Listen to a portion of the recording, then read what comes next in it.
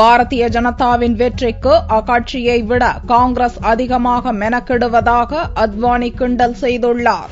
டெல்லியில் நடந்த தேர்தல் பிரச்சார கூட்டத்தில் பாரதிய ஜனதா மூத்த தலைவர் அத்வானி கலந்து கொண்டார். அப்போது பேசிய அத்வானி, பாரதிய ஜனதா ஆட்சிக்கு வருவதற்கு அக்கட்சியை விட காங்கிரஸ் கட்சியினர்தான் அதிகமாக முயற்சிப்பதாக கிண்டலாக குறிப்பிட்டார். அரசியலில் இப்படிப்பட்ட ஒரு சூழ்நிலையை இதற்கு முன் தான் சந்தித்ததில்லை என்றும் அத்வானி கூறினார்.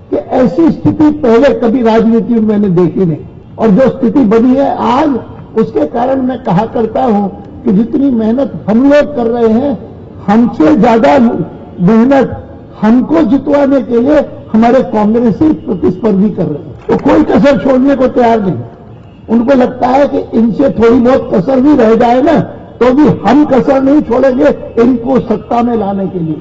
தற்போதைய நிலையில் நாட்டில் ஊழல், அடக்குமுறை, அநீதி அதிகமாக உள்ளதாகவும் அதை எதிர்த்து வாக்களிக்க மக்கள் சபதம் ஏற்க வேண்டும் என்றும் அத்வானி வலியுறுத்தினார்.